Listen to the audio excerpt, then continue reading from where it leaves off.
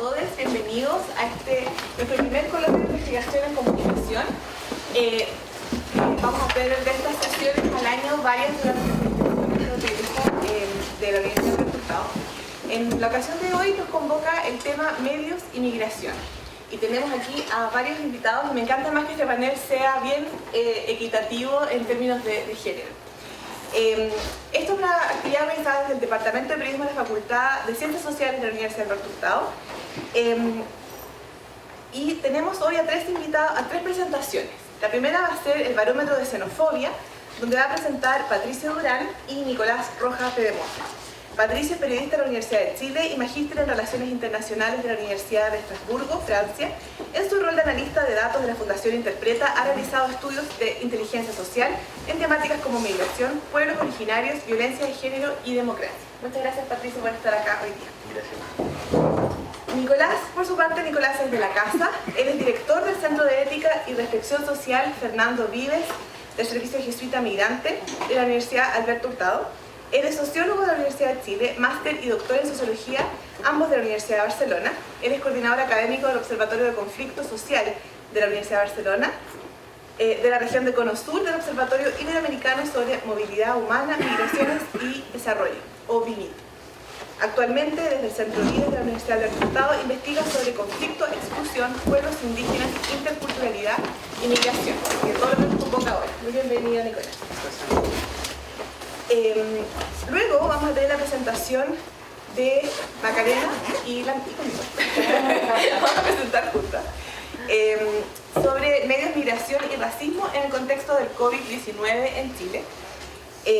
Macarena es doctora en sociología por Goldsmith de la University London, magíster en cultura y sociedad de la London School of Economics y socióloga de la Universidad Católica de Chile. Actualmente es profesora asistente en la Facultad de Ciencias Sociales y Humanidades de la Universidad Autónoma de Chile e investigadora adjunta del COES. Además, es co-investigadora de Fair Work Foundation Chile y sus áreas de investigación son las migraciones, procesos de racialización, racismo, etnicidad, estudios culturales y urbanos. Muchas gracias, Macarena, por estar acá hoy.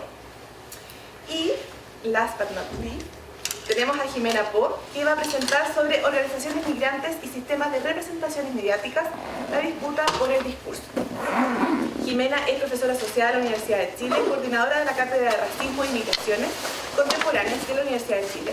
Ella es doctora en Estudios Latinoamericanos por la Universidad de Chile, magíster en Relaciones Internacionales y Comunicación por la Universidad Complutense de Madrid y periodista y licenciada en Comunicación por la Universidad Austral de Chile.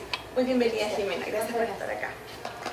Así que a lo que nos convoca, ojalá si tienen preguntas entre medio, vamos a, después de cada presentación, tener un par de preguntas, pero la idea es que no nos atrasemos en términos de las preguntas para que podamos ir con todas las presentaciones. Así que, por favor, ustedes son los primeros en partir. Fabián, ¿tú vas a ir pasando según lo que diga Nicolás y Patricia? Sí. Súper. Ya. Hola a todos, ¿qué tal? Yo soy Patricio Durán, bueno, ya me presentaron. Lo que les voy a presentar es un estudio, un barómetro en realidad, que trabajamos desde la Fundación Interpreta en conjunto con el Centro Vive, y que este barómetro ya lo hemos hecho en otros países, lo hemos hecho para Colombia, lo hemos hecho en Perú, lo hemos hecho en Ecuador, y lo que hacemos es analizar un poco qué es lo que se habla sobre los migrantes en Internet. Entonces, no solo sitios web, páginas de noticias, sino que también tomamos toda la información pública de Internet, que incluye foros, blogs y redes sociales, principalmente Twitter, que es la única red social en el fondo que tiene toda la información disponible de manera pública. Entonces, claro, ¿qué hacemos en Interpreta? En la Fundación Interpreta nosotros lo que hacemos es abordar desde la inteligencia social problemáticas sociales complejas.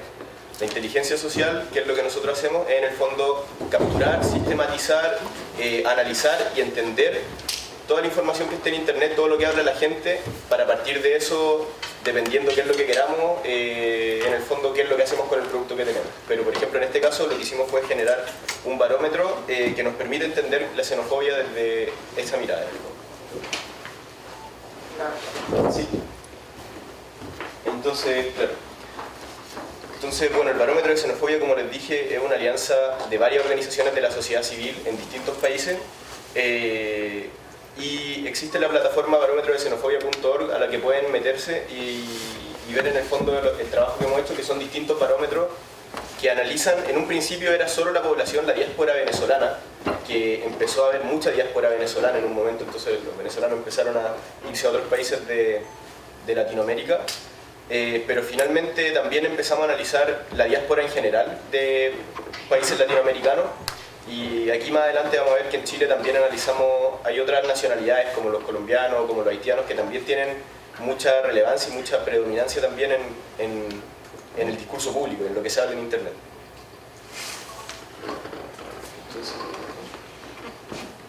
Entonces, el objetivo de este barómetro es proveer información y herramientas que permitan ayudar a estudiar la migración en Chile desde el punto de vista del espectro digital, principalmente Twitter y todo el resto de Internet. Entonces, lo que buscamos es entender la conversación en 5 categorías de interés de política pública. Estas categorías son salud, educación, seguridad, trabajo y vivienda. Entonces lo que nosotros hacemos en el fondo es analizar estas 5 categorías y ver en el fondo qué es lo que se habla de salud, qué se está hablando de seguridad, qué se está hablando de trabajo, para poder entender en el fondo un poco más en detalle cuáles son las problemáticas en cada uno de los temas. Entonces lo otro es analizar el sentimiento respecto a la migración, que es tratar de entender un poco cuánta xenofobia hay. ¿Hay mucha xenofobia? Que es una pregunta que nosotros nos hicimos en su momento. ¿Somos los chilenos xenofóbicos? ¿O es algo que se ve en Internet y que realmente no lo somos? ¿Cuántas personas buscan integrar a los migrantes? Porque también, y que es algo que empezamos a hacer hace poco en los barómetros que antes no lo hacíamos, es que empezamos a ver que si bien había muchas menciones xenofóbicas, también había muchas menciones que nosotros categorizamos como integradoras o de integración. Y que es, por ejemplo, la gente que defiende, que dice que migrar es un derecho, que en vez de hablar de, no sé, venezolanos flojos, habla de nuestros hermanos venezolanos. Y entonces hay un discurso efectivamente que es de integración a la migración y que quizás puede estar un poco más invisibilizado porque no es tan rimbombante como la xenofobia o la aporofobia, pero que también existe. Y lo último es, bueno, diferenciar el análisis para 5 ciudades, que la ordenamos por 2 criterios estadísticos, que son proporción de población migrante según población acogida y cantidad de mensajes emitidos en torno a la temática en Twitter. Entonces también lo que quisimos hacer, además de analizar todas estas temáticas que son seguridad, salud, trabajo, quisimos entender estas temáticas dentro de un contexto georreferenciado. Entonces ahí tratamos de ver si había alguna diferencia entre, por ejemplo, las menciones de seguridad en Iquique, que es una ciudad que está mucho más expuesta a la migración, o por ejemplo Santiago. Entonces esas fueron las principales categorizaciones que hicimos como para en el fondo empezar a estructurar la información y poder mirarla de forma un poco más desagregada. Entonces, claro, nuestra metodología es, bueno, analizar la información pública disponible en Internet. Para eso usamos una plataforma que se llama Brandwatch Analytics y que tiene en el fondo todo el contenido público de Internet. Entonces nosotros aquí nos basamos principalmente, en Chile por ejemplo no se usa mucho Reddit o no se usan mucho otros de ese tipo de foros. Claro, pero nosotros nos basamos entonces principalmente en Twitter, que es un monstruo del discurso público en Chile, y también en todo lo que es foro, blog, noticias y sitio web. También ahí analizamos en el fondo medios que están en Internet.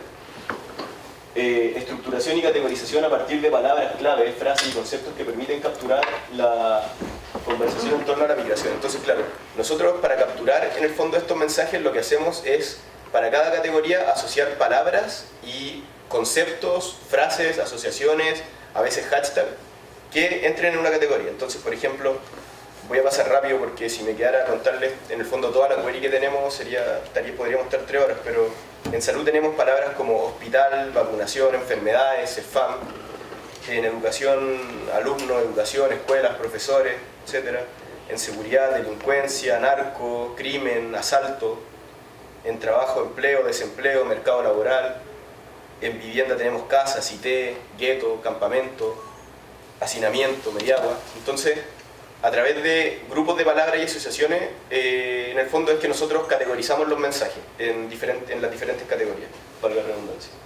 Y proceso continuo de mejora para depurar la extracción de la información a través de exclusiones y restricciones. que cuando uno hace este tipo de categorización, muchas veces hay palabras que se pasan o que no tienen que ver con la conversación. Por ejemplo, nosotros queremos traer las menciones que hablen de un ciudadano extranjero, pero si buscamos extranjero, el sistema nos va a traer también, por ejemplo, inversión extranjera. La palabra inversión extranjera o futbolista extranjero.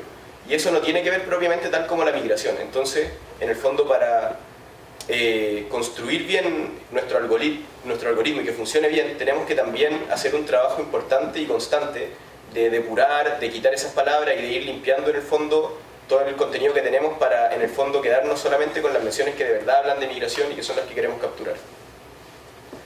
Adicionalmente tenemos otras dos categorías que son quizás las más importantes, que son la xenofobia y la integración, que ya les mencioné. Entonces en las menciones de xenofobia también tenemos conceptos y palabras como nos roban o nos están robando, o son flojos, o son sucios, destruyen el país, son ignorantes, que son como los lugares más comunes que usa la gente, que usan los medios a veces respecto a la xenofobia en Chile.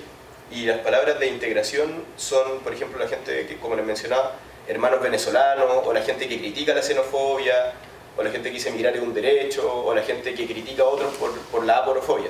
Porque también hay que entender que dentro de la xenofobia nosotros entendemos tres tipos de discriminación, que es discriminación cultural, discriminación racista y cultural, racista y la otra... ¿De género? No, racial, clasista y...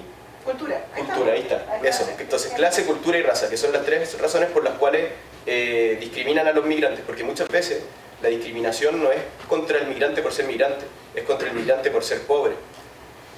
También hay discriminación de raza. Entonces, claro, hay diferentes. También hay discriminación cultural, por ejemplo, contra los haitianos se ve mucho esa, que son sucios por la forma que tienen de comer, o porque simplemente tienen otra cultura, entonces se les discrimina. Entonces, dentro de la xenofobia y de la discriminación como general, encontramos también esas tres categorías y tratamos de separarlas.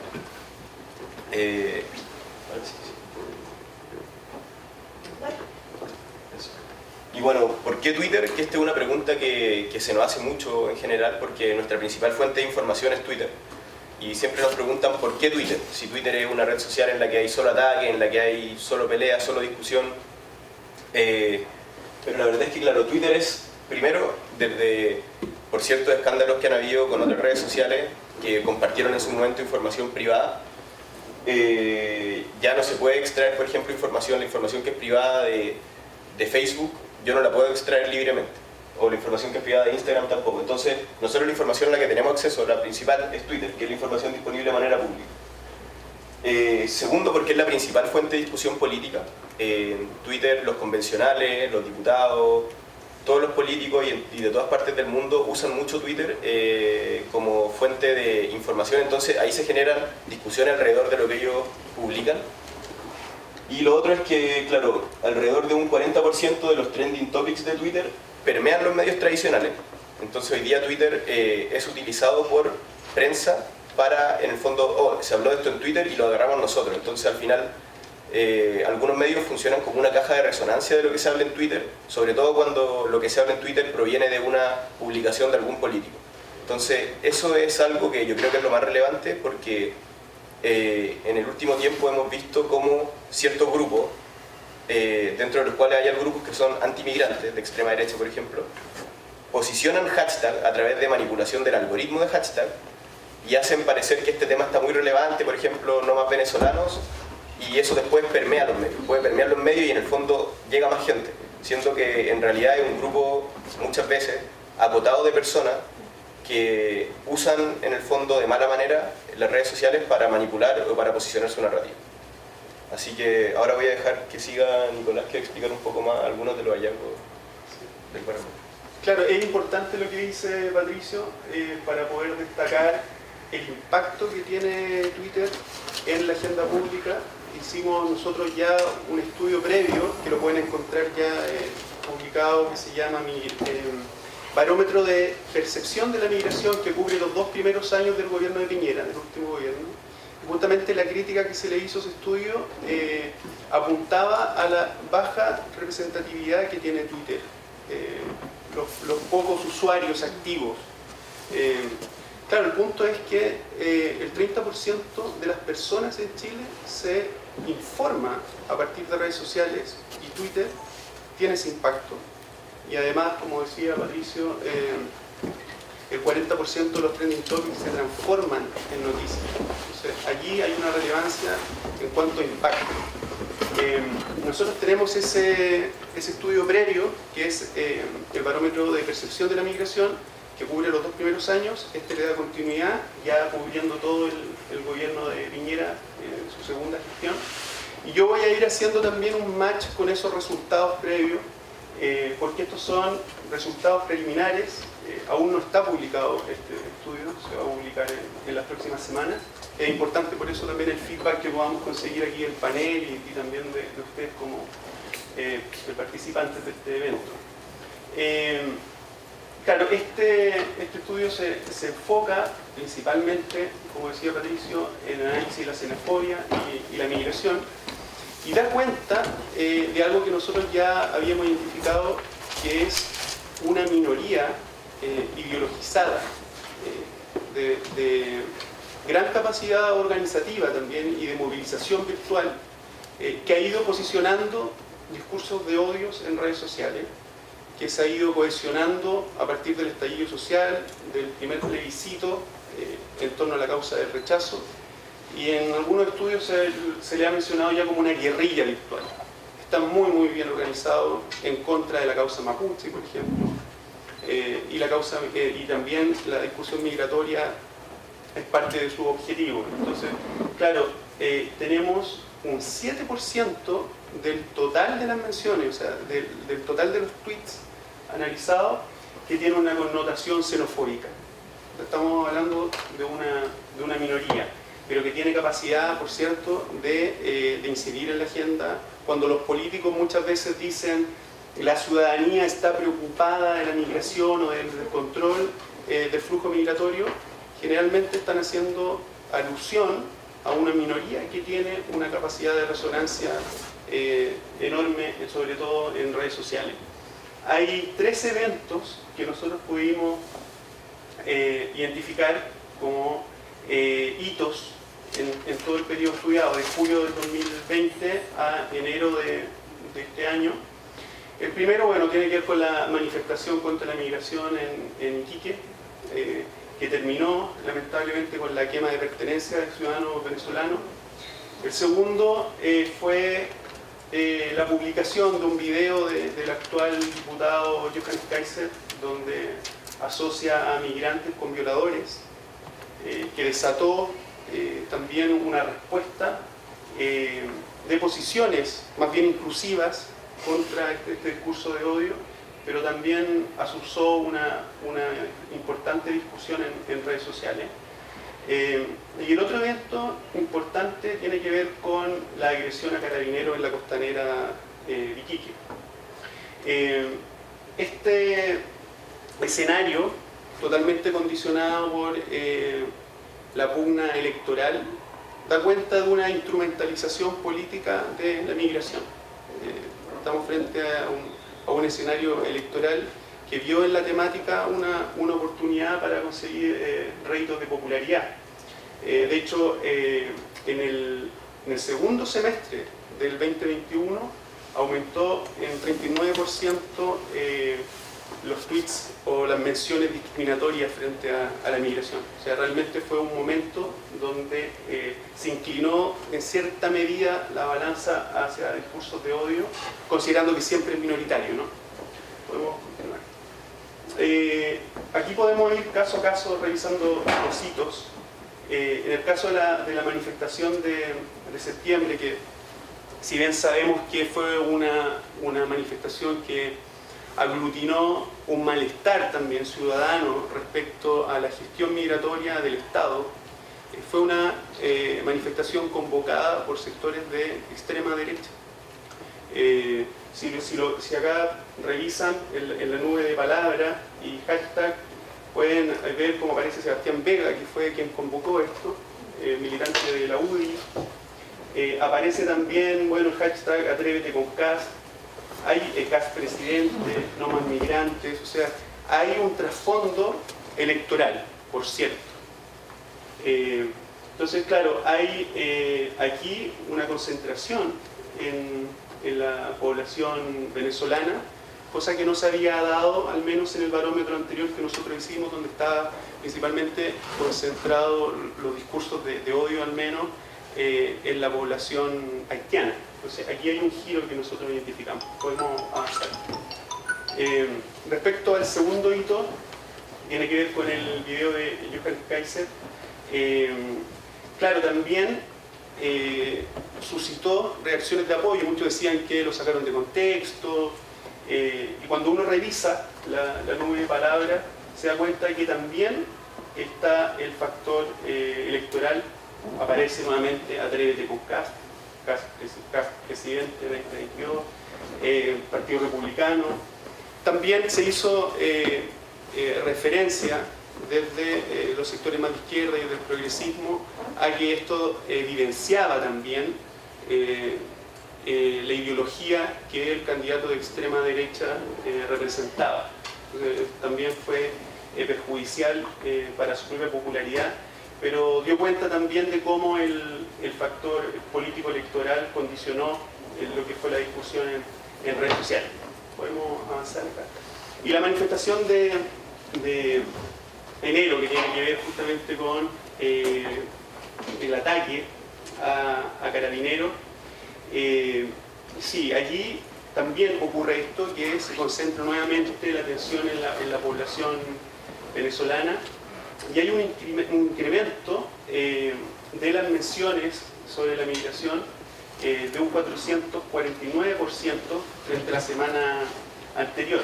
Aquí aparece, ya como no estábamos en el escenario electoral presidencial, aparece ahora rechazo de salida en vez de Atrévete con Kast. O sea, estamos viendo que hay, obviamente, sectores ideologizados con posturas muy claras, afines a la derecha, que se están manifestando constantemente y adecuando los hashtags dependiendo del escenario, principalmente.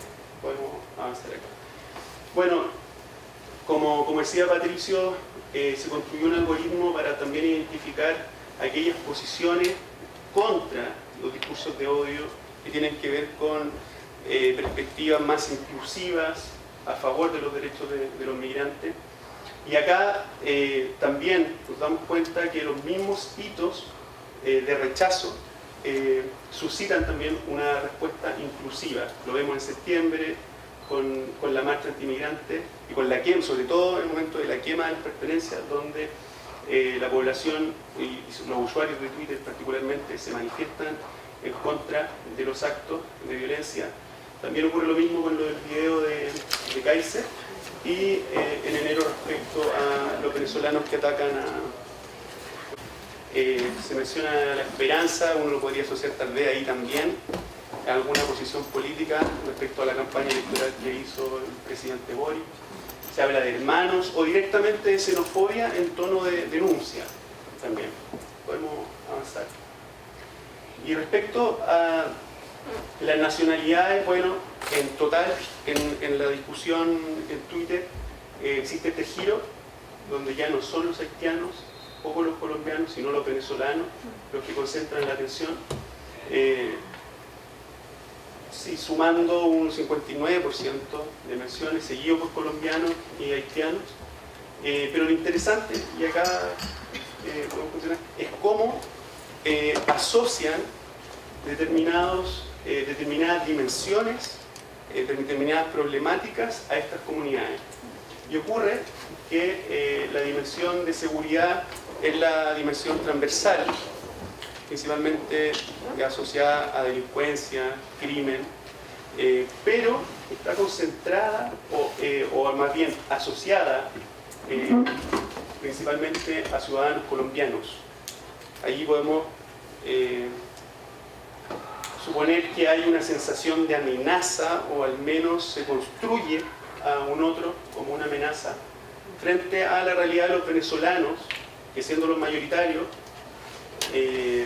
están principalmente asociados a el ámbito laboral. O sea, se les reconoce como una competencia más que una amenaza. Y en el caso de la población racializada, afro o asociada también al mundo indígena, tiene que ver con una comunidad andina como el peruano y la comunidad haitiana. Allí vemos una suerte de clasismo, aporofobia, rechazo a los pobres, que vincula la realidad de estas comunidades principalmente a la carencia habitacional. Entonces se ve a estas poblaciones como sujetos carentes, más que sujetos, objetos de asistencia. Y esto es interesante porque cuando analizamos medios, las noticias que los medios están difundiendo, nos damos cuenta de cierto sensacionalismo, porque no son los venezolanos los más aludidos, sino que los colombianos, precisamente aquellos a los que se le asocia la delincuencia, ¿no? Entonces, claro, suman el 39% de las menciones frente a un 32% de las menciones vinculadas a la comunidad venezolana. Entonces, claro, ahí uno se pregunta, bueno, ¿qué está pasando ahí? Hay realmente una intención de generar noticias con pretensión más bien sensacionalista.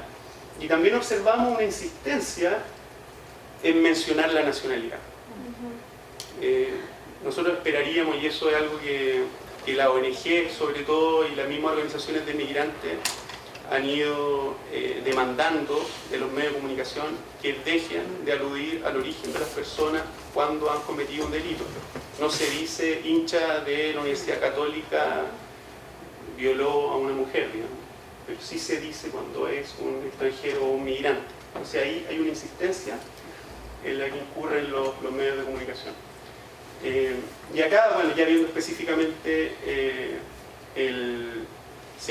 la fijación que tienen con la población colombiana, los medios de comunicación al menos, vemos que en la nube de frases lo que aparece es prisión preventiva, ciudadano colombiano, policía de investigaciones, pero también se asocia a delito de homicidio, asociación colombiana, logró la detención. Hay justamente un discurso punitivo que se expresa en los medios de comunicación y que terminan construyendo también realidad y fortaleciendo estos discursos de odio.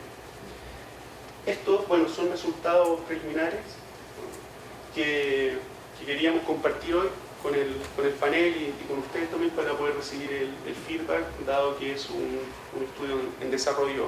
Así que muchas gracias por la atención y quedamos atentos a las preguntas o comentarios. Gracias a ustedes, Nicolás y Patricio. De verdad que hay cosas muy interesantes, no sé si tú también, Jimena, te pasaba Sí. que hay cosas como para... ¿No? Y la ¿verdad? metodología, el trabajo, todo con internet, en fin, que a veces a uno le cuesta. Y sigue siendo más artesanal en el análisis, en cambio esto es muy, muy interesante. No, totalmente. Aquí tengo también algunas preguntas, pero quizás primero a nuestros estudiantes. Bienvenidos todos los que se han ido sumando de a poco, por favor. Sí.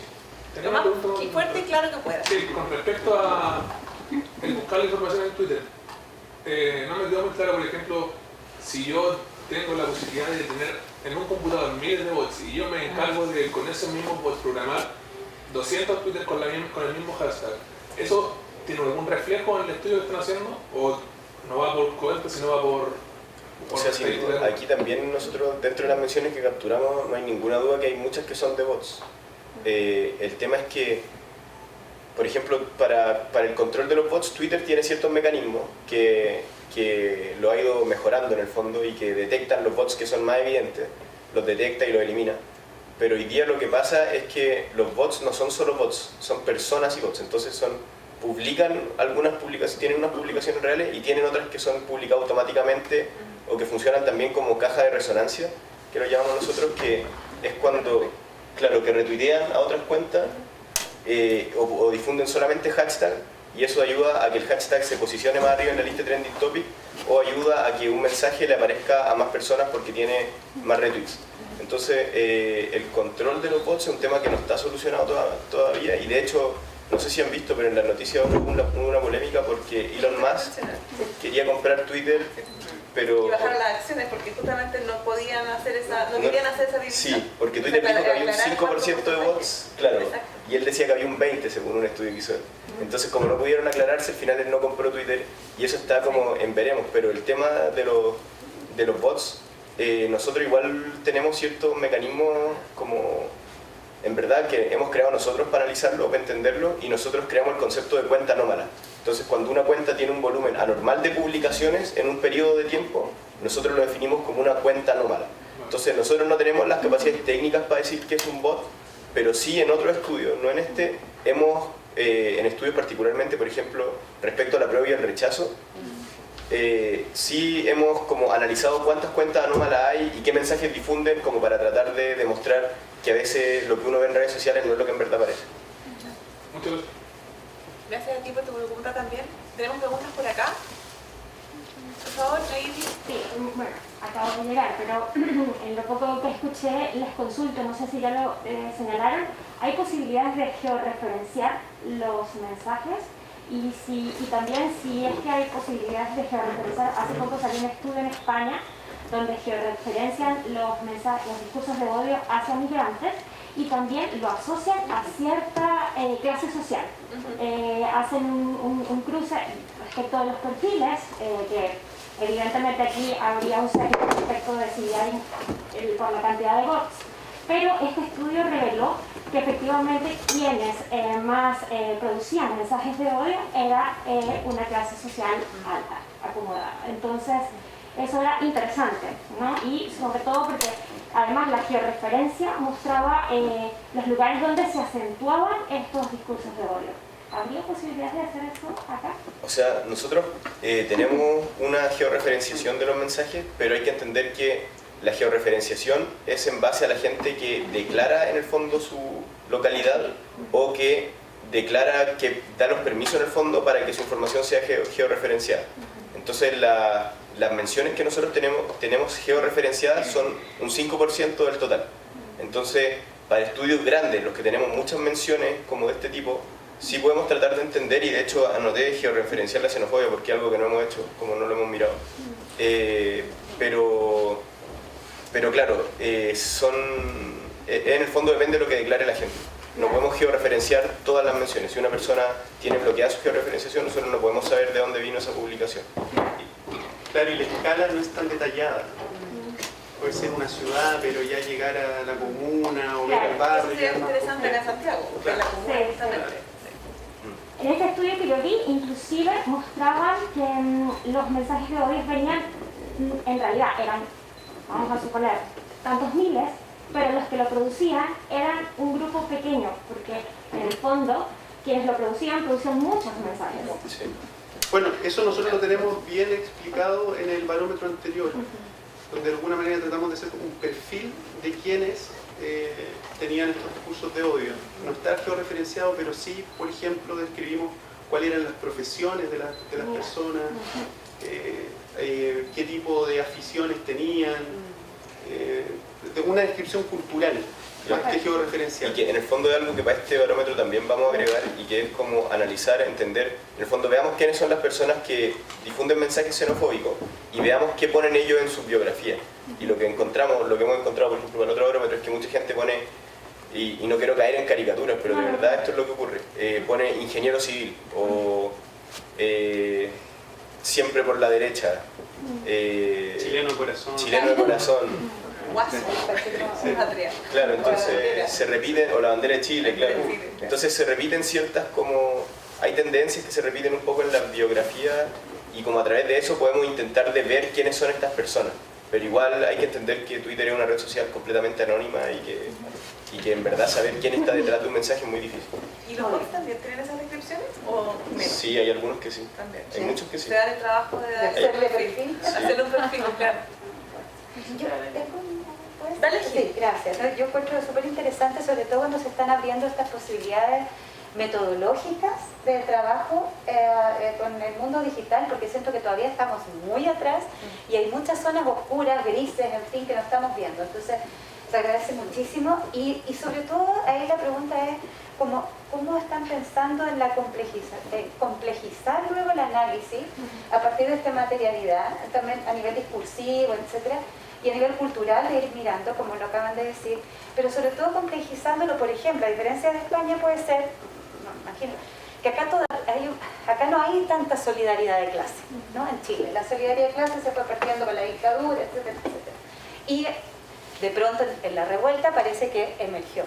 Pero la solidaridad de clase, en esta interseccionalidad, ¿no?, que mostraban ustedes, cultural, donde entra algo de género, etcétera, étnico, de racialización y por supuesto clase, la solidaridad de clase está bastante ausente, porque también en las clases económicas y más precarizadas se da una xenofobia tremenda, también, no es solamente de arriba hacia abajo, sino que en el propio espacio, que podría ser un espacio mucho más, no sé, por lo menos, pero es un espacio de, ahí lo decían ustedes, también compiten por el trabajo, compiten por la sobrevivencia finalmente. Entonces se da casi naturalmente ese lugar de poner al otro en un lugar de vienes a destruir mi trabajo, mi barrio, etcétera, etcétera, porque ya la precariedad que ya tengo es suficiente.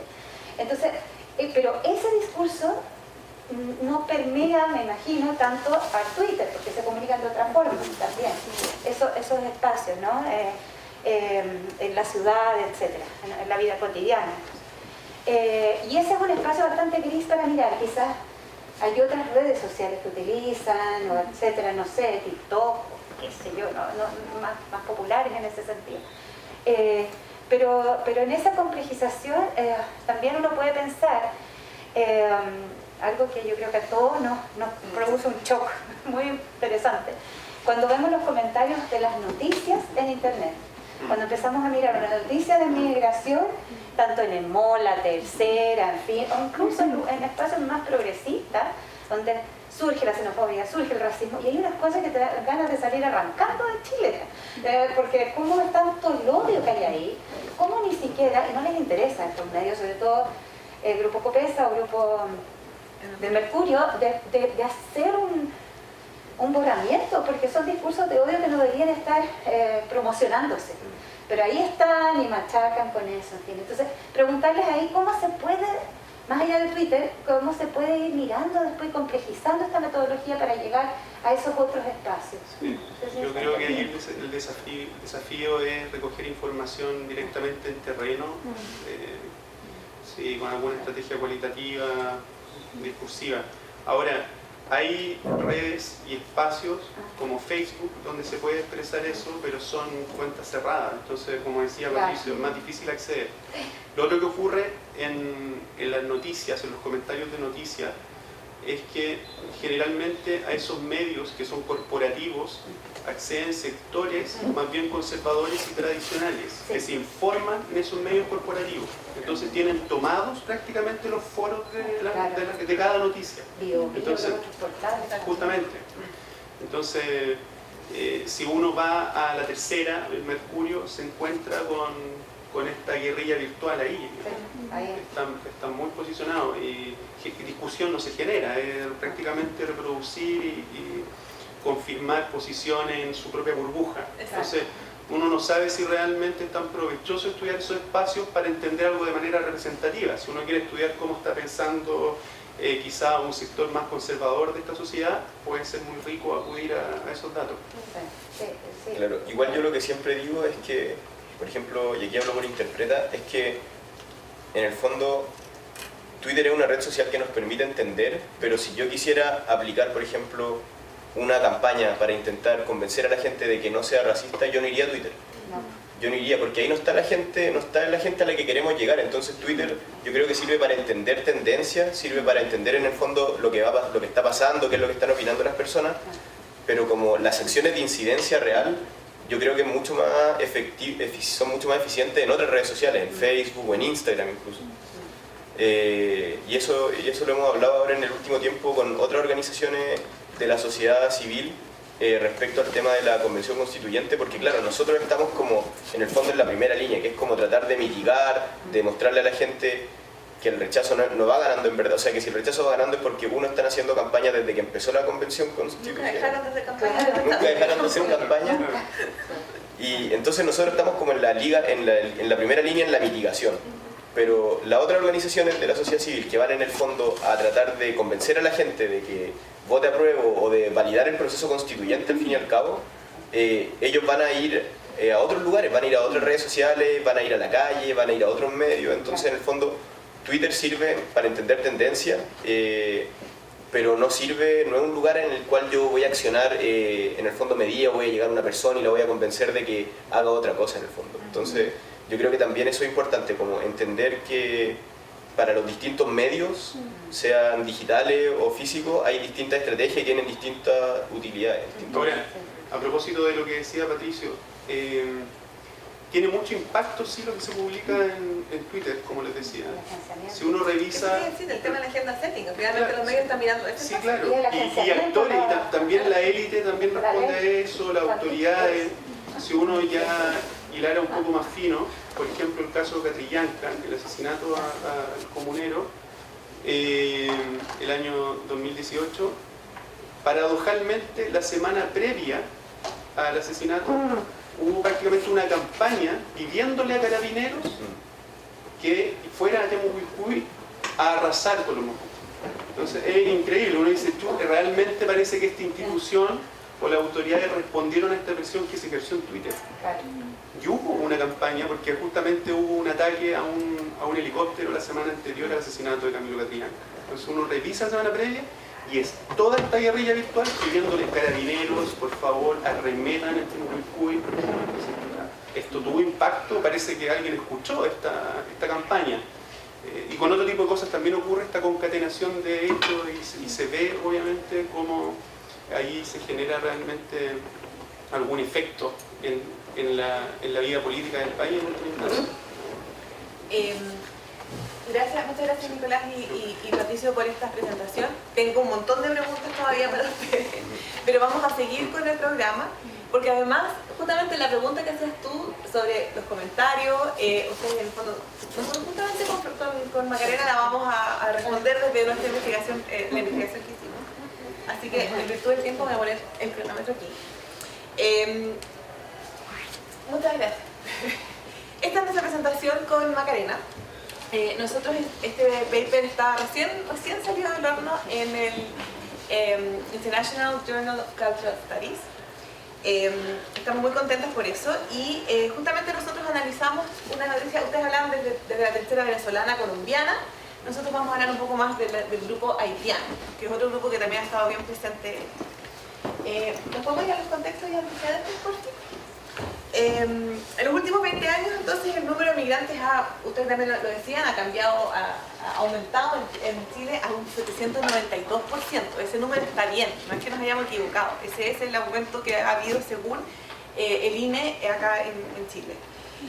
Si bien en su mayoría vienen de Venezuela, como lo mencionaban recién Nicolás y Patricio, el grupo que ha traído mayor atención son los haitianos. Por lo tanto se transforman en un grupo importante de estudio para nosotros, considerando que han sido ampliamente estigmatizados, constituyendo un grupo minoritario más discriminado racialmente, tanto a nivel nacional como local. El caso de estudio que nosotros analizamos aquí es una noticia sobre el brote de COVID-19, el COVID ahora en el sitio haitiano, en Quilicura, de abril del 2020, muchos de ustedes se acordarán. 33 residentes dieron positivo y esa tarde se ordenó la evacuación del lugar, trasladando a más de 250 personas, chilenos y migrantes, a una cuarentena, ¿cómo se llama? Una residencia sanitaria.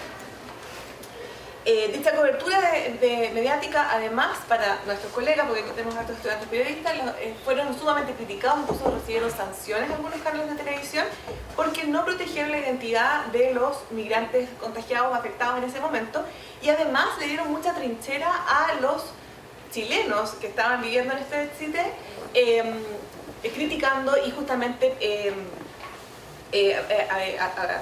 aludiendo que este foco infeccioso era porque eran migrantes. En el fondo se le dio mucha tribuna a que los vecinos se referían a ellos como sucios, hacinados. Esas eran las declaraciones a las que se les dio espacio finalmente en la televisión. Esta cobertura deja en evidencia entonces esta profunda y compleja relación entre raza, migración y enfermedad. La siguiente, por favor. Gracias. En este contexto nos pareció entonces relevante revisar estas formas contemporáneas de racismo teniendo en cuenta este creciente impacto de los medios digitales, justamente como ustedes lo decían, en la vida de las personas, pero ya ahora desde el punto de vista no quizás mediático, sino desde, gracias Marta, sino también desde a las personas, a los individuos, cómo esto está afectando a los individuos. Tiene en cuenta además con un alto nivel de uso de internet y la penetración de las redes sociales en Chile es súper relevante, por eso siempre yo les estoy hablando en clases también de Twitter, de Instagram, de mirar qué está pasando en las redes sociales, en las plataformas digitales, por lo mismo también que ustedes también pudieron recolectar los datos ahí, por los muros de pago, etcétera. O sea, es una forma barata y como manual, rápida para la gente de informarse y mantenerse conectado. Se han convertido estas plataformas en espacios donde el racismo tiene lugar de diferentes maneras, sin embargo. En los contextos digitales se convierten en espacios significativos para explorar el racismo y los discursos de las redes sociales, en las sociedades, multiculturales locales.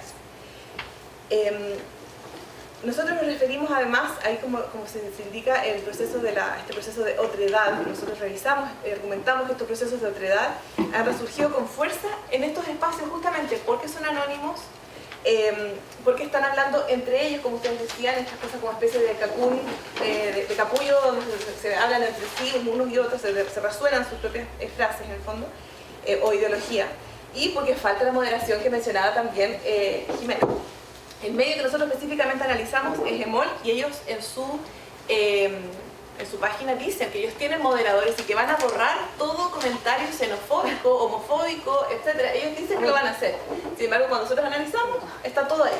Están ahí y han estado hace harto rato porque eso ya pasó hace 20 años. La siguiente, por favor. Las nociones de raza y enfermedad tienen una relación entonces arraigada en todo el mundo según la literatura, y toda la sociedad se ha enfrentado a distintas crisis y construyen finalmente como archivos expiatorios a este otro para echar la culpa a estas situaciones inesperadas. En este momento fue el brote del COVID, otro día puede ser otra cosa finalmente. Estas nociones de raza también se han vinculado con temas de higiene y limpieza. Ahí Macarena ha trabajado profundamente en esos temas. Y además, los migrantes y las migrantes étnicas son percibidas como estos vectores portadores de enfermedades contagiosas, como también lo escuchamos en estas declaraciones que hacían los vecinos en esta noticia del caso. Así es. El mundo digitalizado hoy en día, la realidad mediada importa aún más que la realidad objetiva a la hora de perpetuar las representaciones. ¿Por qué? Porque llega a mucha más gente. Sobre todo porque ocurre frente a una audiencia enorme, finalmente, además incluso internacional, podríamos decir. Los espacios digitales promocionan nuevos canales para debatir y expresar estas opiniones racistas frente a personas afines, como decíamos, que se hablan entre sí, y algunos de estos estudiosos atribuyen esto al hecho de que se expresan actitudes racistas ya no es aceptable en entornos públicos. Finalmente ya no podemos decirlo en un espacio abierto, sino entonces nos vamos a estos espacios donde sí podemos decirlo y vamos a encontrarnos con otros que piensan igual que nosotros y van a reforzar mi idea, en el fondo, racista. En esto ha dado lugar a estas discusiones que se trasladan en espacios más privados, evitando canales de comunicación tradicionales. Esta interactividad, anonimato y la omnipresencia de estos medios digitales los convierten en una poderosa herramienta para difundir entonces discursos de odio definidos como cualquier forma de expresión o material ofensivo, verbal, no verbal, simbólico, utilizado para denigrar a los miembros de un colectivo. Entonces, ahora ya de a poco vamos llegando a por qué analizamos esto en EMOL. Bueno, aquí ya estamos en Chile, sabemos perfectamente por qué EMOL es un medio en el fondo relevante en términos de que es el medio que la gente rápidamente acude ante cualquier situación. En el entorno, además es de derecha, además refuerza lo mismo que estaban diciendo en la presentación anterior. Además en Chile tenemos ustedes como estudiantes de periodismo también lo saben, un conglomerado de medios muy pequeños, un puñado de medios que están todos manejados más o menos por las mismas empresas, las mismas familias, que representan los valores conservadores de la derecha política chilena. Lo que convierte este sitio de noticias en un nicho clave para mostrar discursos de extrema derecha propensos a representar negativamente y criminalizar entonces a las comunidades indígenas, antes por ejemplo, bueno, principalmente las mapuches, como comentaba recién también Nicolás, y a migrantes latinos y caribeños. Los espacios digitales son el canal de comunicación e interacción más omnipresente en la actualidad y configuran la opinión pública sobre distintos temas y entre ellos también los migrantes, y por eso quisimos revisar qué estaba pasando ahí. Bueno, además, investigaciones recientes han demostrado que la incivilidad de las secciones de comentarios de los sitios de noticias son significativamente mayor a la de los homólogos en el norte global. O sea, acá en Chile se da mucha más incivilidad en nuestros comentarios en las noticias que comparativamente en otros comentarios de noticias en el mundo. Lo cual también nos hace ver ahí algo está pasando en esos espacios y por eso queremos mirar justamente ahí y en este medio que mencionaba. Brevemente les voy a contar un poco de los métodos, gracias. Realizamos entonces este análisis de contenido cuantitativo exploratorio y un análisis de discurso, que era un poco también lo que tú mencionabas, cómo mirar ese contenido como más, no solamente cuantitativamente, sino como lo que se está hablando ahí cualitativamente.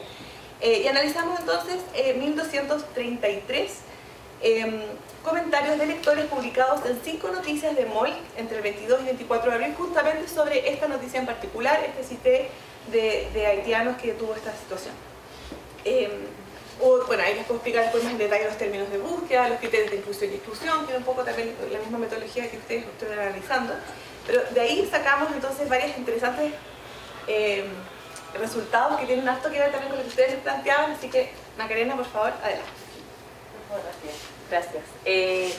Bueno, sí, entonces con respecto a los resultados, bueno, también alertamos que efectivamente los resultados y las referencias que vemos acá son altamente como perturbadoras, no sé si por decirlo menos, porque de verdad que es preocupante y como que de verdad fue un tema, o sea, cada vez que leíamos los comentarios realmente es súper impactante el nivel de agresividad que muchos tienen. Bueno, partimos con el comentario entonces, que fue el siguiente, uno de los comentarios. No es un tema racial. Los haitianos llegaron con altas tasas de prevalencia de VIH, de tuberculosis y por otras enfermedades que se consideraban erradicadas en Chile y que por ello ya no lo están, con muy baja educación y aportando pobreza y enfermedades. Si es por raza, he conocido a muchos negros venezolanos educados que realmente son aporte al país. Bueno, este comentario culpa directamente a los migrantes haitianos de traer otras enfermedades además del COVID-19. ¿Ya? Y aquí es clara la forma en que se construye al migrante como un otro cuando aluden a la falta de educación y que solo aportan pobreza y enfermedades. ¿Ya? Esto les permite también a los ciudadanos chilenos, en este caso, les permite distanciarse de los migrantes. Y así es como opera también el racismo, ya generando una diferencia que se ve como insalvable o infranqueable y que permite establecer relaciones de poder, ya permite establecer jerarquías de poder. Sin embargo, este mismo lector luego rechaza que el comentario pueda ser racista, ¿ya? Y ahí es súper interesante, que creo que es genial para la discusión después, porque justamente, al menos yo en otras investigaciones doy, o al menos mi teoría tiene que ver como con cómo estas ideas de diferencias culturales finalmente sí son ideas racistas igual, ¿ya? Y tienen en verdad nociones racistas y siguen lógicas racistas también. Entonces es interesante aquí cómo se ve también ese ejemplo, ¿ya? Y lo vamos a ver con las otras también, con otros comentarios. Entonces acá lo interesante es que acá hay como esta idea que es lo que Van Dijk llama la concesión aparente, ¿ya? Como yo tengo un amigo negro venezolano, ¿ya? Entonces no soy racista porque tengo un amigo negro, cosa que no tiene nada que ver, por supuesto, y de alguna forma centra entonces su discurso en tanto, bueno, que estos migrantes haitianos son los culpables y yo no soy racista, ¿ya? Un poco independiente de que sea un espacio efectivamente que de libre expresión, también está la idea, y lo vimos, de hecho, cómo también se intenta y se parten los comentarios diciendo yo no soy racista, pero, ¿ya? Entonces, de alguna forma, al decir tengo otro amigo venezolano negro, ¿ya? Porque también menciona lo negro, también de alguna forma lo hace pasar por nacionalidad, ya representarlo como personas también que ellos sí contribuyen, ya los venezolanos sí contribuirían, mientras que los haitianos en ese sentido no lo harían, ya, y así la afirmación se debe a una cultura, ya, a una baja cultura y no a la raza, ya, que, bueno, aquí obviamente la entendemos como construcción social, ya no como algo biológico. Entonces esta es una forma estratégica de ocultar lógicas racistas, ya, y oscurecer el fundamento biológico racial que asocia a los migrantes con enfermedades que amenazarían el status quo nacional. En este sentido, la categoría de migración se convierte en un sustituto de la noción de raza, ¿ya? Y la cultura se naturaliza así al entenderla como inmutable en el origen, y el racismo se expresa a través de un código cultural que funciona como una máscara que permite renegar del racismo, haciéndolo persistir en las interacciones cotidianas también, como se muestra aquí, y en los espacios digitales, como vemos acá. Entonces, esto es lo que se denomina racismo cultural, ¿ya? Y algo que vimos claramente en la forma en que los lectores expresaban también sus discursos de odio o racismo online. De hecho, identificamos dos formas de racismo que igual lo vamos a ver como en las conclusiones, en verdad, pero de alguna forma eso al menos creo yo que tiene que ver con un racismo cultural, que es como finalmente se reniega de un racismo y que la justificación ahí es decir, ellos son diferentes culturalmente, ¿ya? Pero sin embargo, finalmente esas diferencias de cultura tienen nociones biológicas y raciales que están asociadas, digamos, con cómo ellos perciben ya este aspecto y condición racial, y digo entre comillas, por supuesto, de migrante. Podemos pasar a... Gracias. Bueno, también la repetición retórica de los términos ilegal o ilegalidad del migrante estuvo presente en muchos comentarios, y ahí es muy interesante. Aquí obviamente se condice con todo lo que ustedes señalaban. De hecho, un 30% de los comentarios que analizamos de esta noticia tenían las palabras ilegal o ilegales. Y aquí dice lo siguiente: eso no es tanto por el COVID que por la frustración de los chilenos con los inmigrantes ilegales y su delincuencia y desrespeto por las leyes, y por sus consecuencias produciendo un brote de COVID, arriesgando la salud de los ciudadanos inmigrantes legales. Ya, aquí también hace como la concesión, ¿verdad? También afecta a los migrantes que son legales, ya, ilegales con mayúsculas.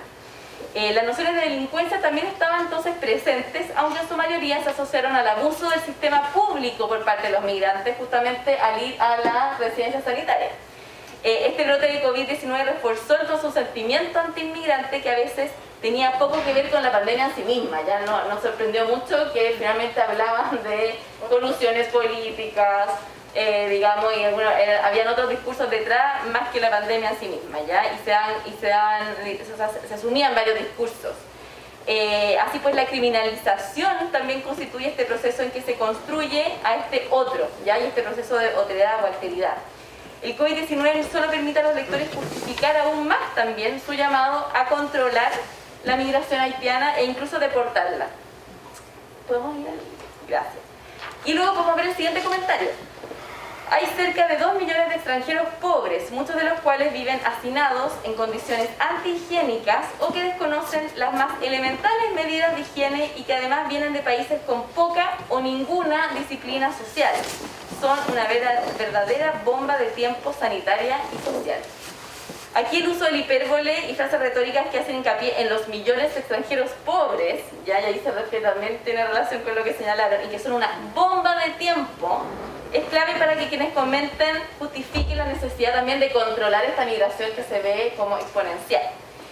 También es interesante señalar que a pesar de reconocer las condiciones de hacinamiento en las que viven, ya que por supuesto también es parte de un problema y va más allá de este tema, de todas formas justifican la insalubridad señalando que es porque tendrían una escasa o nula disciplina social, sin considerar los factores y los procesos locales complejos que van aparejados al hecho de que se vean forzados a vivir en condiciones precarias. Ya tienen que ver con políticas migratorias restrictivas, digamos, las limitadas posibilidades que tienen también para acceder a visa, bueno, especialmente hoy. Entonces esto se relaciona con la investigación también etnográfica que realicé, al menos en mi tesis doctoral, donde exploré la convivencia intercultural por 1 año y medio, para comprender también cómo opera el racismo migratorio, y de alguna forma vi también muchas veces esos aspectos y que había procesos complejos también operando detrás de eso, y que era lo que provocaba también conflicto entre vecinos con respecto a esta idea de la suciedad, etc. Como planteo en este artículo, los participantes chilenos representaban a las y los migrantes negativamente racializados como sucios, mientras que ellos se consideraban limpios e higiénicos.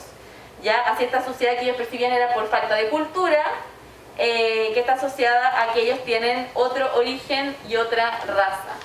Ya, y en ese sentido la raza y lo que se considera sucio se vinculan, por supuesto, intrínsecamente. Ya, como muestran los participantes también, en este estudio y también en el mío al menos, que fue más en profundidad, fue etnográfico, de hecho, la sociedad se asocia a comportamientos y formas de habitar el barrio que son vistas como culturales. Entonces hay todo un tema ahí.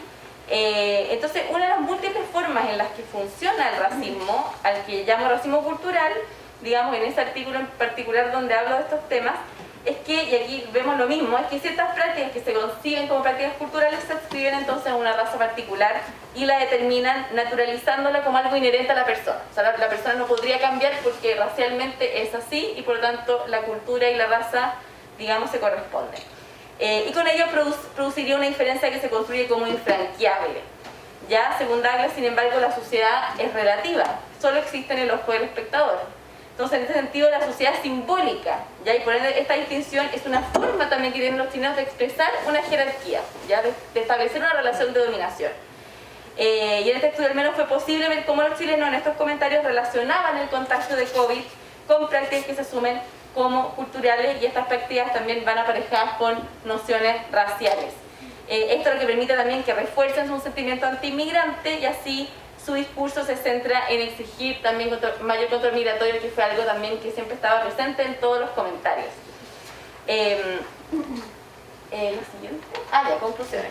Bueno, el COVID-19 ha jugado un papel clave en la producción de otredad de las comunidades haitianas en Chile, que se cristaliza con esta polémica noticia del brote de coronavirus en una vivienda colectiva, ya, o conventillo. COVID-19 ha puesto de manifiesto que el colonialismo sigue presente y se expresa de forma encubierta y abierta en los espacios digitales.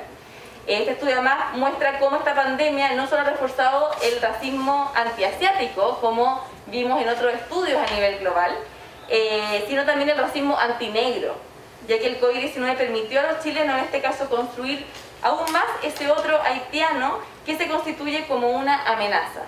¿Ya? Y la estigmatización de los afrodescendientes entonces también persiste hasta el día de hoy, situando a los haitianos en los márgenes sociales de la sociedad chilena. El racismo en línea entonces enfatiza la construcción de un otro inferior a través de diferentes elementos discursivos que sostienen un sentimiento antimigrante que nosotros pudimos analizar en profundidad, ya con el análisis de discurso siguiendo a Van Dyck. En estos sitios digitales de noticias pudimos ver que el racismo opera a partir de dos formas que permiten a los usuarios expresar actitudes racistas, tanto de formas más solapadas a partir del discurso, en donde predomina la existencia de diferencias culturales relacionadas con prácticas que se perciben como culturales, que es lo que llamamos racismo cultural online, y por otro lado, a través de formas menos solapadas y más agresivas que tienden a la deshumanización de migrantes haitianos y lo que llamamos racismo agresivo online. De hecho, no incluimos acá porque eran muy fuertes, lo pueden ver en el artículo, pero no incluimos algunas que efectivamente hablaban de esta deshumanización y los trataban de infrahumanos o animales, ¿ya? Es bien impactante. Por otra parte, este estudio revela cómo los comentarios de noticias en línea constituye también un espacio esencial para la expresión de racismo y del sentimiento anti-inmigrante, dado el anonimato que ofrecen. ¿Ya? Entonces estos espacios permiten viralizar lógicas racistas al encontrarse con otros que tienen ideas similares.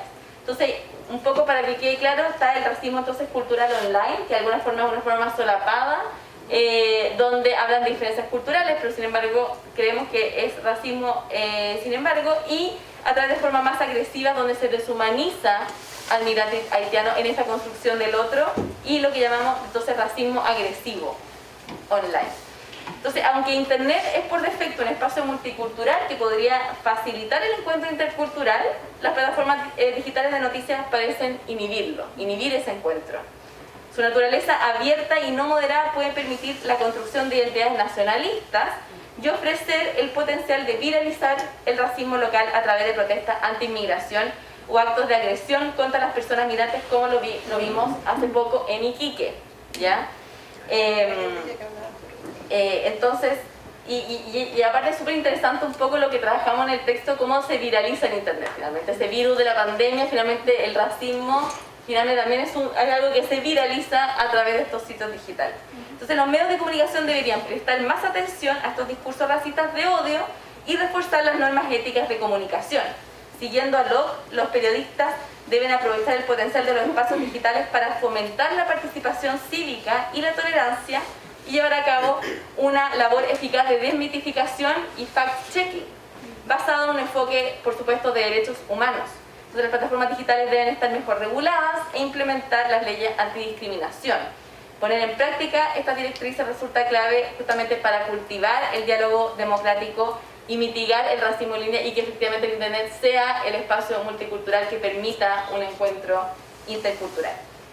Y la siguiente, digamos, es para terminar, pero aquí está el artículo del estudio, el nombre por si les interesa revisarlo. Bueno, solamente decirles que yo trabajo en función no solamente de la representación mediática, sino más bien desde la resistencia también, desde la resistencia al discurso. Por eso el tema también de las organizaciones migrantes, etc. De hecho, en la Cátedra de Racismo y Migraciones Contemporáneas de la Chile, donde me toca coordinar, pero somos académicos y académicas de diferentes áreas, también hay organizaciones sociales, etcétera, y trabajamos mucho desde ese lugar, y siempre nos hacemos la pregunta permanentemente sobre cómo investigar para no hacer extractivismo académico, ¿no? Entonces trabajamos mucho también investigación, acción, etcétera, un poco, y eso me alegra mucho y me he sentido muy cómoda en este panel, y agradezco porque tiene que ver con un poco cómo han trabajado también ellos. Desde esa perspectiva que nos habíamos leído antes. Entonces, bueno, parto así. Dice, Chile me enseñó todas las cosas malas que nunca viví en mi país. Aquí vivo en una pieza, encerrado. Chile me enseñó la miseria. Wilfred Fiedler.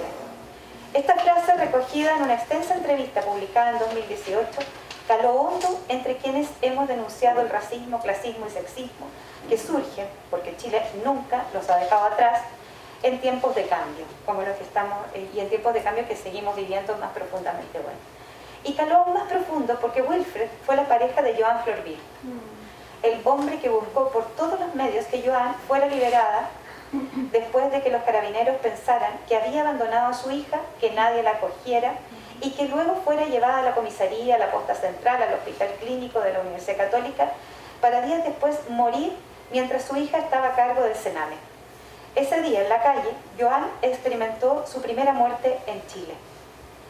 Ese día comenzó la búsqueda de justicia de Wilfred, quien recuperó a su hija después de movilizaciones nacionales contra el racismo. La hermana de Joan, Roxana Florville Gómez, encontraría otras palabras para la tragedia que en este territorio sudamericano, y se enfatiza aquí el concepto para recordar que Chile es parte de América Latina, algo que muchos y muchas olvidan, y justamente en este proceso de blanquitud mediática, etcétera, todos los aparatos ideológicos funcionan, ¿no? Y lo hemos visto más exacerbadamente desde la dictadura en adelante por la necesidad de control. Uno tiene que homogenizar y simplificar. Entonces, dice Dolvía, no acabará si no comprendemos que hace mucho la mundialización nos interpela para que pensemos y optemos por el lado de la historia, donde debemos situarnos en nuestras subjetividades y a niveles también superestructurales. Un poco lo que hablas tú del gran discurso, ¿no? Con estas más subjetivos. El lugar desde el que nos situemos determinará los procesos estructurantes que definirán las dinámicas sociales y culturales para las próximas décadas. Y eso también calará hondo. Comillas, abro comillas. Si ella hubiera sido rubia y con acento ruso, otra cosa habría pasado. Ellos mismos, sin consulta alguna, dentro de su criterio, dijeron culpable y la trataron de la peor manera. Entonces, esa vulneración de derechos de madre también fue ejercida contra su bebé. La menor lloraba intensamente ya que necesitaba su leche. Sin embargo, Carabineros nunca accedió a que amamantara a su hija. Se vulneraron los derechos de ambas, porque eran negras, migrantes, y los migrantes acá casi no tienen derechos porque era mujer y pobre, denunciaba Roxana en Radio Universidad de Chile a un año de la muerte de su hermana, en septiembre de 2018, cuando la imagen de Joan ya estaba instalada como la del dolor, la resistencia, la injusticia, la denuncia. Cuando el ícono de Joan, el ícono de la muerte de Joan nos hacía pensar que el racismo estructural nos seguiría mostrando su rostro más perverso en calles, micros, metros, trabajos, mesones administrativos, consultorios y hospitales, escuelas, liceos y universidades, campos. Y es ahí donde las memorias de los derechos humanos se escriben también hoy en el Mediterráneo, en Centroamérica, México, Estados Unidos y la triple frontera de Chile. Las memorias del agua, de los muros levantados, de las pateras hundidas, de los caminos pavimentados de explosivos, de arriendos abusivos y salarios de miseria, hace rato que nos persiguen, mientras países como Chile, a nivel de su doctrina estatal, se niegan, como entre otras negaciones, a firmar el Pacto Global Migratorio o a levantar un proyecto de ley que no descanse en la seguridad interior del Estado. Ahora ya es ley, digamos, pero también hay que ver si se va a reformar la que tenemos hoy. Como tú decías, con todas esas categorizaciones, y más encima, yo creo que hasta es peor que el del 75, solo que y está legitimado en democracia. Como viene haciéndose desde la dictadura cívico-militar y desde antes, desde tiempos coloniales y constituciones autoritarias que hasta hoy nos alcanzan. Las fronteras entonces se pueden desdibujar y para eso se requiere voluntad de poder, políticas públicas, organizaciones migrantes y organización migrante y promigrante, aparatos ideológicos que dispongan de dispositivos diseñados para considerar una participación ciudadana basada en la idea de la interculturalidad, que es mucho más que la multiculturalidad de estancos que se ven pero no se tocan y tienden a capturar identidades. De ahí la importancia de las redes, los activismos con enfoque de derechos. La marca del lenguaje, se puede estar en condición de irregularidad administrativa, pero nunca un ser humano es ilegal. Los relatos discursivos del Estado y su agenciamiento en los medios de comunicación. La globalización heterogénea, Apadurai, del año 2001, vinculada a la mundialización, nos remite a una inmigración que tiende redes desde abajo, es decir, una donde los sujetos inmigrantes viven en una liminalidad que no solo se da en términos de relación con la sociedad de acogida y entre los propios sujetos migrantes, sino que proporciona un modo de ser y estar en comunidad transnacional y también a nivel local, es decir, supone prácticas más o menos estables y continuas entre aquellos que a ambos lados de las fronteras Estado-Nación o al interior mantienen ciertas relaciones de dependencia, especialmente, sobre todo en la primera etapa de coexistencia migratoria, basadas en el parentesco, las urgencias, esto de sobrevivir, los desvelos y esfuerzos extremos que se producen al momento de la llegada en el viaje migratorio, un viaje que aunque se deje de migrar nunca termina. A su vez, debemos pensar que la migración en red es también, desde la base del transnacionalismo, un fenómeno asociado a las estrategias y corrientes migratorias actuales, donde la comunicación juega un rol fundamental en la conformación y posterior establecimiento de este tipo de comunidades. Seguir los estudios de Levitt y Glick-Schiller, que son autores que trabajan en estos temas, adquiere aquí sentido, sobre todo cuando animan cito, nuestro lente analítico de manera necesaria debe ser ampliado y profundizarse, ya que los migrantes se encuentran situados dentro de campos sociales de múltiples grados, como se ha visto acá, y múltiples lugares que abarcan a aquellos que se trasladan y a quienes se quedan. Ahora bien, en la actualidad, ¿cierto?, la sociedad chilena, en especial la que habita la región metropolitana, y aquí es el análisis que hago sobre todo de organizaciones de acá, donde se instala la capital, se tensiona y exige por parte de los colectivos y movimientos que trabajan con enfoque de derechos, levantar una sociedad intercultural. Y allí, sobre todo la investigación que hicieron ustedes, hablaba de eso también en redes sociales, cómo están buscando con muy pocas herramientas también y muy poca gente que también actúa ahí. Por ejemplo, reciben estudiantes en práctica, etcétera. Aprovecho de pasar el dato. Las organizaciones, porque necesitan mucho apoyo en comunicación, muchísimo apoyo. No les alcanza, digamos, la vida en terreno a hacer comunicación en diferentes medios.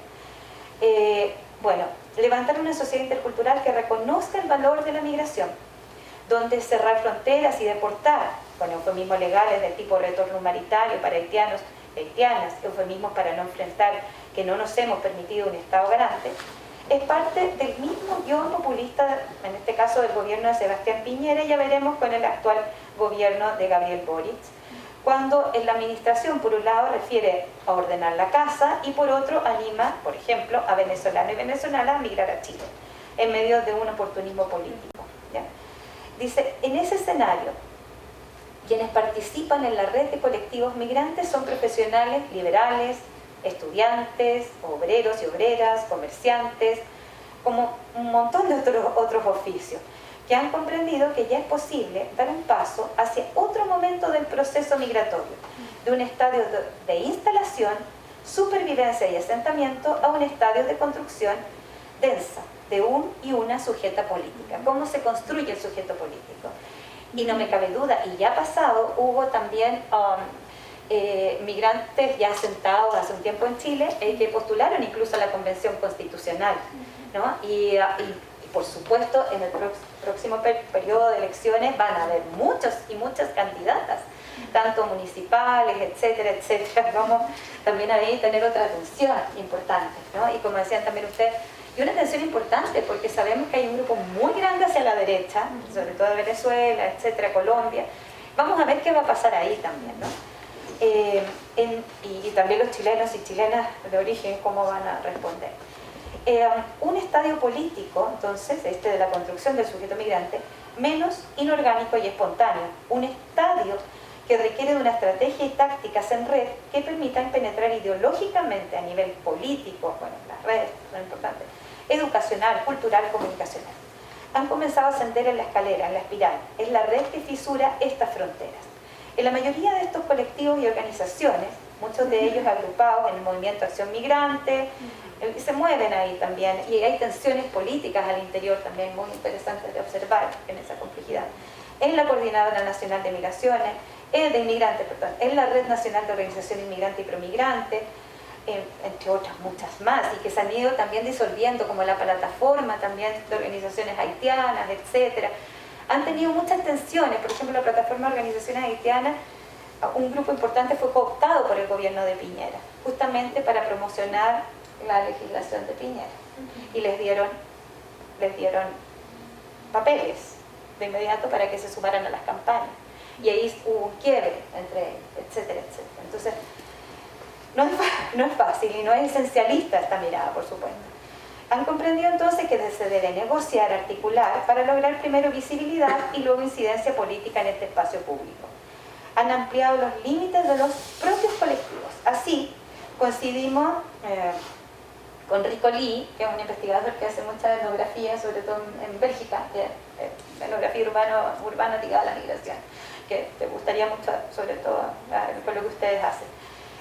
Cuando advierte que la idea del espacio de negociación no implica necesariamente que los elementos culturales se modifiquen y desarrollan como resultado de esta negociación. Pueden promover, permanecer inalterables y estáticos durante largos periodos de tiempo. Pero en algún momento el espacio total se considera pasado, antiguo y no propio de este tiempo, y se armará un nuevo espacio donde la migración vaya produciendo un tercer espacio, un in between, entre dos mundos, y a eso tenemos que pujar, creo yo, como país, y en este momento todavía estamos en estos espacios de espejos enfrentados. Bueno, y no hay mucho más, les puedo mandar esto. Dice, entonces, la red que transgrede las fronteras se teje entonces las identidades como búsqueda y sin clausura. Recordar que la migración, como el género, refiere a identidades en proceso constante. Se contrapone a la idea de mosaico cultural que alude a compartimentos separados y guetizados, a culturas que se observan bajo un supuesto prisma de tolerancia, que también es un mañoso concepto impuesto desde arriba. Entonces, en el caso de la comunidad, y ahí uno puede citar a Bauman, a Nach, etcétera, etcétera, en ese caso es importante decir que se trata de un devenir social inserto en un espacio reticulado, dado por la circulación más que por la producción, ¿ya? Entonces, y por eso es muy importante recalcar acá que estas organizaciones sociales, sobre todo estos colectivos que a veces son bastante inorgánicos, como les decía, espontáneos, otros surgen, otros se bajan a nivel nacional. Está AMPRO, por ejemplo, en el norte, en fin, que trabajan muchísimo, sobre todo últimamente lo que ha pasado en Iquique, en fin, y que también han sido muy perseguidos y perseguidas, en el caso de AMPRO, incluso perseguidos por propios migrantes ya sentados que están en contra de que AMPRO defienda a venezolanos y venezolanas, etcétera, etcétera. No ha sido fácil, ¿no? Entonces, de alguna manera, estas organizaciones dan cuenta de que la resistencia es necesaria, necesariamente se tiene que ir madurando políticamente y dar ese paso, ¿no? de una vida más, no solamente desde lo político, sino desde la política. Pero también estas organizaciones, hay algunos, por supuesto, que participan en partidos políticos, etcétera, de diferentes clases de situaciones, incluso de derecha a izquierda o fuera, ya de las más izquierdas y de las más de derecha. Todos estos espacios dan cuenta de la necesidad de organización, ya que el Estado no ha podido resolver su situación también en Chile, no ha habido un estado de acogida, etcétera, los medios de comunicación, finalmente toda la vida en contra. Y en toda la vida en contra se van sumando a organizaciones que necesitan comunicar. Y ahí viene toda la comunicación también, con redes sociales, etcétera, como les decía, muchos de ellos desde un lugar muy precarizado, pero también la comunicación en el día a día, en los barrios, en los campamentos, etcétera, mostrando cuáles son sus derechos, mostrándole a las personas también cómo acceder.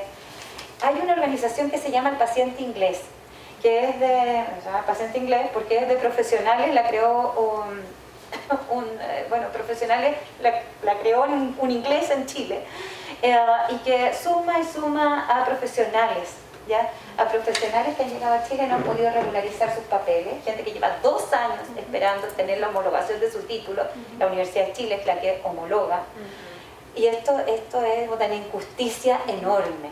En la Universidad de Chile, para todo el país, todavía hay 2 o 3 funcionarias que ya no dan abasto, no existe ningún tipo de nada, digamos, que puedan dar abasto para todo el país, para todas las personas que están llegando. Entonces estamos hablando el Paciente Inglés hace una tarea muy importante, de ir viendo cómo agilizar no solamente los papeles, sino cómo estas personas pueden ejercer su profesión en condiciones más dignas, aunque no estén legalizados ciertos papeles. Por ejemplo, apuraron mucho con el Ministerio de Salud durante los momentos más álgidos de la pandemia, que se fuera posible contratar a médicos, TENS, médicas, en fin, enfermeras, enfermeros, para poder trabajar en la pandemia. Después casi todos fueron despedidos, del mismo gobierno de Piñera, por supuesto.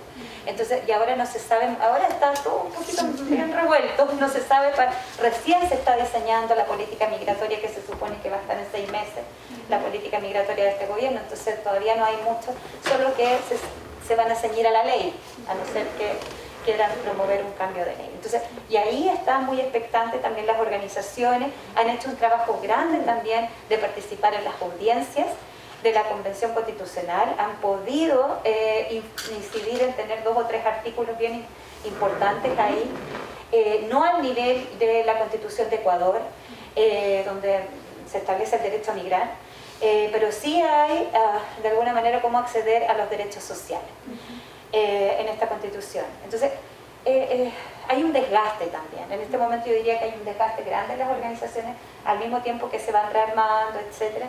Al mismo tiempo hay un desgaste importante, porque las condiciones de vida y de poder vivir en el día a día son mucho más fuertes y más potentes de estar organizándose finalmente, porque eso también implica tiempo, etcétera. Pero es interesante ver el devenir que hay ahí. Yo ahora voy a comenzar un postdoc en España, en la Universidad Carlos III, con la gente de comunicación comunitaria, para ver, con académicos de ahí, para ver el estudio comparado entre España y Chile, cómo las organizaciones han ido trabajando y ahí está la sociología de las disidencias y todo eso, han ido trabajando para ir instalándose, ¿no? en el discurso político del espacio público. Tú mencionabas, y ustedes también, quienes están más asentados después muchas veces tributan a discursos y a posiciones políticas reaccionarias. Pasó en el caso de Trump en Estados Unidos, donde una población migrante hispana tremenda apoyo a Trump y lo sigue apoyando, digamos. Entonces también eso hay que ver qué va a pasar en Chile al respecto también. Y es muy largo eso principalmente, entonces para provocar un poquito también apoyar la discusión y agradezco. Muchas gracias. Gracias. Me encanta como como Sí. hicimos como un periplo, Sí. así como bien Sí. orgánico también. Que efectivamente terminamos con esta temática. Le abro también el foro primero a nuestra audiencia.